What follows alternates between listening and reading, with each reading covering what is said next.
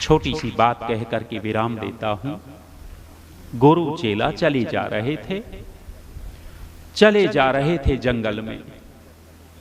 जंगल से चले जा रहे थे तो सांझ हो गई।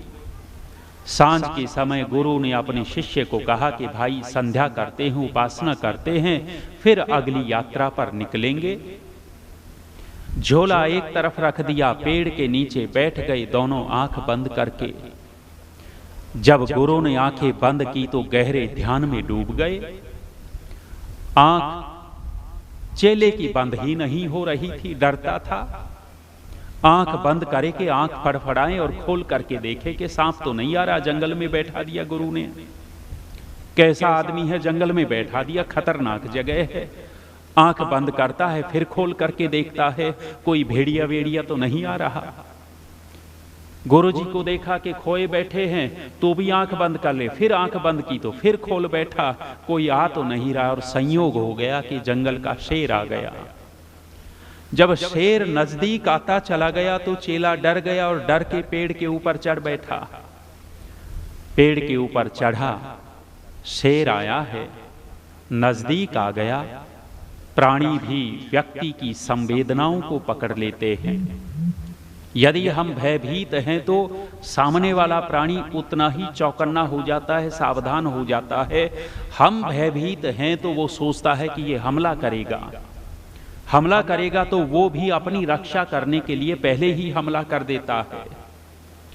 साधु संतों के शरीर के ऊपर से सांप निकल जाते हैं। क्यों? अहिंसा के भाव होते हैं, उनसे डरते होते नहीं, तो वो भी महसूस करता है कि तेरे को ये कुछ नहीं कहेगा और पास से आराम से निकल जाते हैं। शेर आया, साधु बैठा है ध्यान में, शेर उसको सूंघता है, थोड़ा सा आसपास घूमता है और घूम करके निकल गया वापस। दूर चला गया तो चेला नीचे उतरा, गुरु का ध्यान टूटा, थैला उठाया, दोनों यात्रा पर आगे चल पड़े। जंगल में मच्छर थे। मच्छर गुरु के कान में भिन भिनाया। जब गुरु के कान में भिन भिनाया तो गुरु ने मच्छर को हटाते हुए यूं हाथ मारा और हाथ मार करके कहा कि अरे मच्छर, तूने तो मुझे डरा ही दिया था। अब चेले से रहा नहीं गया और चेले ने कहा कि गुरुदेव आप भी बड़े विचित्र प्राणी हो। शेर आया था तब डर नहीं लगा और एक मच्छर से डर गए। चेले ने व्यंग कर दिया गुरु के ऊपर। गुरु ने भी बहुत अच्छी बात कही, कहने लग गया कि भाई जब शेर आया था तो मैं अपने भगवान के साथ था, परमात्मा के साथ था, और मच्छर आया है तो तेरे साथ हूं, डर तो लगना ही है। मच्छर आया है तो तेरे साथ हूं। जब परमात्मा का साथ होता है तो आत्मा का बल बहुत बढ़ता है।